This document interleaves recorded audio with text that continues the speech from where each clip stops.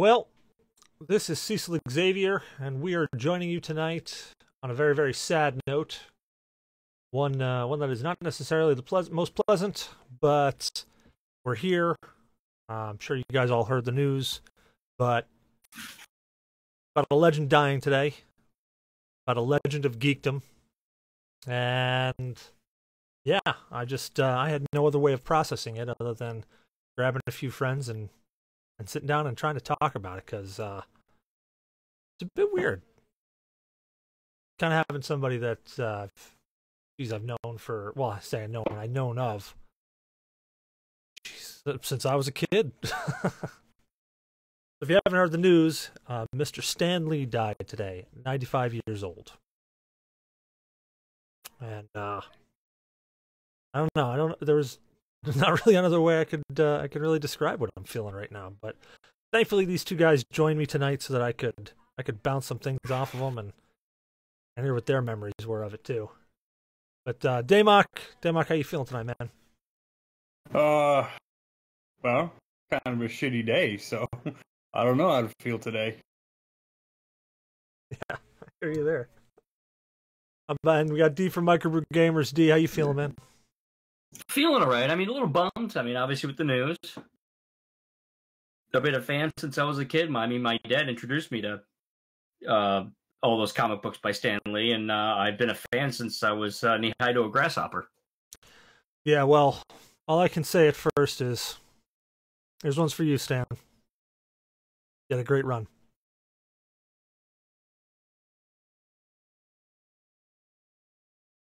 Oh, man. He did make a good run. 95 years old. I mean, I honestly thought the guy would outlive me, to be perfectly honest. He kept going. I mean, well, little things to find out about Mr. Stan Lee. Something I didn't even know until tonight when Dee brought it up. He was in the military. Dee, what'd you say about him? He started off in the Signal Corps. Whoa. And he then he was moved over to, I think, what was it, Daymok? He the writing stuff that he got moved over to. He got designated as a technical writer. Technical writer, that's it. I'm just having brain farts today. Brain's not where it is. But his call sign was Playwright, which was really cool because he was an excellent writer.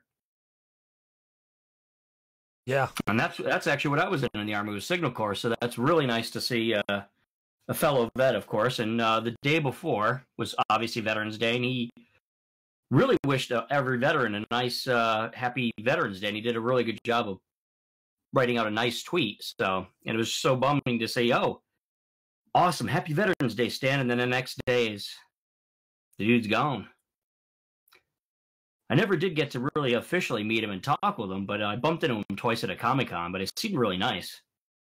It was actually cool. I got to, my brother surprised me one year because we were going over to, because we were talking about going to the Baltimore Con. And we'd been I think a couple times prior. And he had said, yeah, so there's a special guest going to be there. And I've got tickets to meet him. Like, all right, cool. I mean, I could have looked it up, but usually when my brother's trying to surprise me with something, you know, I be that guy and I don't look anything up so that I'm genuinely surprised. And when we got there, he said, "Bring your comics with you." And I was like, "Well, which ones?" He's like, "Bring your Marvel." I went, "All right, I'll bring my Marvel." Brought my Marvel. And yeah, so it would end up being Stan Lee was there, and I was digging through my stuff. I actually have the picture behind me, behind the green screen, but I have the picture behind me, and it was actually a picture of me and my brother, Fairweather, standing next to Stan Lee. You know, one of those very, very traditional booth things, and you got to, you know, you didn't really get that, you didn't get to sit down and talk with him or anything. But you got to go up and, you know, meet him, shake his hand and whatnot. And then afterwards, there was a thing where you could go get something signed by him. I'm like, bro, that's why I had to bring my comics. And of course, not knowing who the hell I was really meeting. I brought like everything, and I had like nothing by Stan Lee. Like I didn't have. He is the one guy to pick 50 comics and not pick the right one. That was exactly what it was. Like I picked so many different comic books, and I didn't have one that was like truly like I didn't have any Spider-Man, even though I had all of Maximum Carnage back at the house. No Iron Man. I didn't have any Iron Man at the time. Hulk. I didn't have Fantastic any Hulk. Four? That's what I'm saying. I didn't have any of those with me, and I've got all different Hulks here. I actually have the What If Hulk killed Wolverine, which I know technically isn't quite his baby, but it involves characters that he involved in all of his different. You know, it involved characters all the way. So, oh, Zyber just posted something. What did he post here? On Monday, November 12th, comic book legend Stan Lee passed away. He was a visionary who has also created the Vision, a master of his craft, a herald of generations. His story and art were a big part of my life growing up. He inspired me to be creative and to be adventurous. The characters he helped usher into the creation that touched my life are as follows. So, listing: Spider-Man for his quick wit and strong will to do what's right. Magneto for his desire for justice. Thor for his ongoing lessons of think before you act, preferably deal with the fallout if you fail. And finally, the Hulk. For me, he always stood for the overwhelming nerd rage we try to contain, but we can't always quell. This great man, I say Excelsior. May the next life he has, grand and delightful, as the one you made here for so many others. And this guy didn't even have any X-Men comics with him. Dude, you know what I did have? I had What's Marvel Zombies. That's what I had on me. That's So terrible. I know. So I had him sign my first issue of Marvel Zombies that had it was a mock-up of the original Spider-Man. You know, the first appearance of Spider-Man where he got who has he got under his arm? It's not Jay Jonah. Some other dude. It's like just some random dude, isn't it? I don't remember. I have to go back and read it. Yeah, I'd have to see it. It's been a while. Yeah, it's that first. It's the Amazing Fantasy. What 26? Let's look it up. You know what we should also Emperor Google? Some of the most obscure characters he came up with, because everybody knows the major ones. Oh yeah. We should really do that, because that'd be good to see some of the more oddball ones, because he loved all of his characters, even the really obscure ones. And he did. I mean, you've already mentioned a bunch of them here, which included the, X-Men, Fantastic Four, and of course Spider-Man. Who else we got on here? Of obscure characters? Who's Peggy Carter?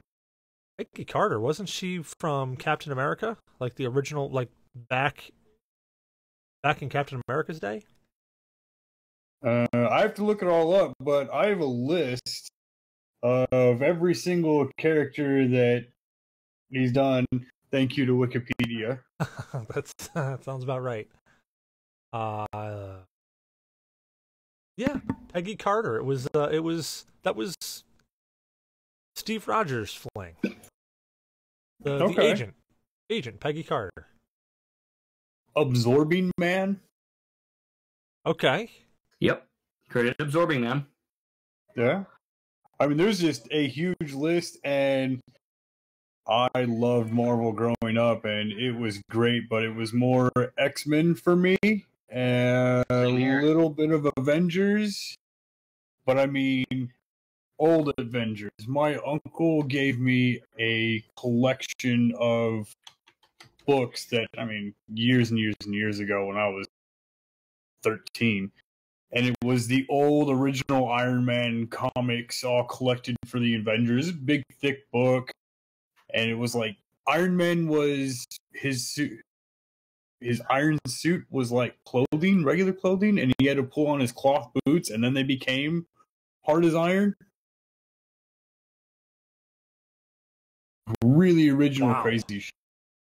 That is actually really old. I remember that and collecting the X-Men comic cards, having binders of those X-Men cards. Oh, geez, you mean the flare? Like the flare in the tops? Yep, and then if you Yeah, got the so many of gold those. edition ones, and oh yeah, I just collected binders full of that stuff. You had to trade off your duplicates to the neighborhood kids, and it was great. There's so many characters that I'm looking at. Jack Frost was another one. Oh yeah. The Inhumans. You like the Inhumans? The Inhumans were Stan Lee? God, I didn't even know that. It's saying it in this list. I'd like to say so. I was reading earlier today about a gentleman who met him at a con, and just had said the normal corny stuff that you say to heroes when you. And he said something along the lines of, thank you so much for all the characters that you brought out. Thank you for being that intellectual guy, for being that creative. And Stan Lee's response back to him was, well, hey, I did it all for you, kid. And that quote right there just embodies how Stan Lee, really lived. Or at least that's how he showed everybody. Maybe he was a dick in personal life. Who the hell knows? I mean, when you saw him, he was all Excelsior and. I mean, he was good friends with Jason Mewes and Kevin Smith, and when we met them, they were like some of the most patient, nice guys, especially dealing with all the really socially awkward people. So I can't imagine them being as good of friends with Stan Lee. And I mean, everybody always had nice things to say. Yeah. And I didn't realize he also co-created Black Panther. I could see that. I could totally see Let's that. see, Daredevil, which I'm a big fan of. Yeah. Quicksilver and the Scarlet Witch. Hawkeye. Black Widow. Let's see. Lockjaw. Oh man, Lockjaw, the dog for the Inhumans. Yeah, the big old dog. It looks like a big old bulldog with an underbite from heck. And he's got like a little like ankh or something on his head. Yeah. Then there's Bartok the Leaper, for really obscure. That one I don't know. Also, the other co-creator is Jack Kirby, which is the same guy that co-created with Stan Lee Black Panther. Oh, and the Hulk. Of course, he created Kingpin, part of the Spider-Man. He created Adam Warlock. Groot. Yep. Madame Mask from Tales of Suspense. And I can just, I can remember growing up, like the first comic book I ever got, and I know he didn't have anything to do with it, but the first comic book I ever bought and read was Ghost Rider Rides Again. It was just like a 6 comic book arc, and it was a retelling of all the old Golden Age stories from Ghost Rider. Oh, hold on here. Oh, Peggy Carter. She was a secret agent in, along with, did a lot of run-ins with Captain America. Yeah. Yeah. In the movie, she was also in this. They made a television show, but in the movies, Peggy Carter was his love fling back before he fell into the ice. Yeah, but in the comics was also a love fling. Ravage 2099, back in 1992. Wow, those are definitely some more obscure characters. That's actually, he created so much, or co-created. He touched almost everything. Yeah, and I'm sure he influenced so much more too. What was really cool is on my Twitter, because I subscribe to a lot of the geeky stuff. Even DC had a fantastic homage to him too. DC put out some tweets that just really paid him homage, which was really awesome to see. Well, I mean, yeah. Even if you have I mean, even if they're your rival, they did good. You give them props. Oh, of course. No, I can just remember reading, Ghost Rider, and that leading over into, of course, Spider-Man, because Spider-Man was the easiest guy. Everybody had Spider-Man on the shelves. Oh yeah, I mean, who really introduced my parents introduced me to comic books, and my dad was the one that was my mom was more of a DC fan. I mean, both my parents liked both Marvel and DC, but my dad really introduced me into Iron Man and Ghost Rider specifically. Because of course, him being a biker, he loved Ghost Rider. So, and he loved Iron Man because, let's face it, Iron Man was sometimes a bit of a dick, which was awesome. Yeah. Well, he was, if you think about it, Iron Man was just, he was a billionaire playboy alcoholic. In a metal suit, yeah. Yeah. Awesome. A giant metal suit. But of course, also the old cartoons. I remember the old Spider-Man cartoons, like the 60s version. Oh, Spider-Man and really Friends? Cheesy. My dad introduced me to that and everything else, so yeah. Yeah, Bot sat down and used to watch those all the time. I remember those way back. Yeah, there's a lot of things that Stan touched, a lot of people that Stan touched. I say Stan, Mr. Lee, I don't know. I don't even know how to address it right now. I'm still trying to process it all. I don't know. But Elon Musk did tweet out also homage to him too. Who?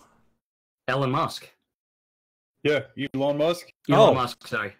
So I'm like Elon Musk. Who the hell's Elon Musk? Elon Musk. My brain is just bleh. Oh yeah, Elon Musk tweeted out to him. I mean, I still think we should all group text, group tweet and reach out to Elon Musk. I mean, Stanley's got to be cryogenically frozen, and the next thing we send up on a SpaceX rocket with a Tesla, he should be in the driver's seat, and there should just be Excelsior across the whole rocket. There you go. Well, that would be epic. When Kobus wrote in, and I was actually doing schoolwork, of course, like I am every other day. But when Kobus wrote in on Discord and said that Stan Lee died, at first I went, "Nah, that's a joke." And then I went, or another one of those rumors, because how many times even Alexa thought he had died back in July, and it's like, no, he's well. But my only reaction to was, dude, it's Marvel. Nobody's ever dead. Nobody ever stays dead. I remember that. And to be perfectly honest, I don't think Marvel will ever actually let him die. I think they'll always have him remembered in both movies, comics. I think with CGI, he can make guest appearances from now on. But I think, I don't even think even with just guest appearances like that, I think they're knowing how I've always seen comic books roll, they're gonna make references to him. They're gonna have appearances of him. They're gonna at least toys and stuff. Something will be on the shelf. You'll see something. Yeah. Cardboard cutouts. Now, in the movies, didn't he pre-record 20-something spots for movies that they haven't even officially got funding for yet? Probably. I don't know. I would see that happen. Probably been a smart idea, considering being at 95. They're like, well, we're going to do all these projects. Let's pre-record some stuff just in case. Yeah, I thought that there was a big thing where they came out and said he's recorded for 20 movies that haven't even gotten funding yet. Well, that brings up a question, and then this will be the last thing we kick into, because I don't want to take too long. I just wanted to drink a beer to the man. Yeah. But what was your favorite appearance of him in a Marvel something? I know mine right off the top of the bat because I just thought of the damn question, which made me think of it all. The DJ at the strip club. That's a good one. In Deadpool. In the original Deadpool. That's exactly what I was thinking of. Say Deadpool. You should know. Stan Lee, DJ strip club. Okay, it was Deadpool. Actually, the funny thing, in one of his interviews, I think it was a couple years back, he had mentioned that was his favorite guest appearance on anything up to date, on the Marvel stuff. Yeah, that's Deadpool appearance. That was really fun to do. I'm like, you're damn right that was fun to do. I was gonna say I was gonna go with Deadpool, but there was also it was the scene in the Spider-Man movie where you see him. He's in the library, I think, and he's just doing some stuff. I think it might have been the second Spider-Man, might have been the first. But he's sitting there and he's got headphones on and he's doing some stuff. He's organizing a whole bunch of stuff here and there, and just behind him, this whole action scene is happening between Spider-Man and the Lizard. And you just see all this happening, and he's just mindlessly just... It would either be that one or the one, and everybody hates this movie, but in the Hulk, where he goes down, opens the fridge, and he grabs that bottle of soda or whatever that had that one drop of blood in it. Yeah. Wow. Gives him a kick. What about you, D? I actually liked Iron Man when he appears as himself with three blondes, and Tony Stark mistakes him for Hugh Hefner. Oh, Yeah. man. That's pretty awesome. That's a good Being one. that Iron Man is one of my favorite all-time characters. It makes sense. Actually, you know what? There is one other scene that I thought I really, really dug. Just the way they played it out and how they just worked into the movie. Everybody hates the movie, of course, but in Ben Affleck's Daredevil, where they're standing at a crosswalk and Stan Lee is like reading a paper or something, and he goes to step off the crosswalk, and you just see Ben Affleck like push his stick or push his hand in front of him to stop him, and you see Stan Lee kind of look around like this, like what, as a bus drives by and almost hits them, and you just see, like, you know, Daredevil or Matt Murdock or whatever just standing there, just quite normal and smug, just stops the guy, and he's like, what the hell just happened there? And then they cut to a next scene. Yeah, I couldn't stomach Daredevil. But also in Iron Man 2, Tony Stark mistakes him for Larry King. Oh, yeah. Iron Man really had a good series of them. Iron Man had a good series of them in all the Iron Man movies. Oh, God. Well, Stan Lee, you definitely touched a lot of people, including this guy, which I think it's really hard to get through to me most of the times. But you totally did. So, this one, even though I'm not supposed to be drinking it, this one's for you.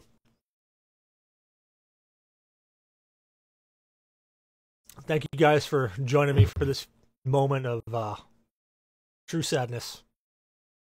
But, yeah. Thank you all for anybody who tuned in. Y'all have a great night.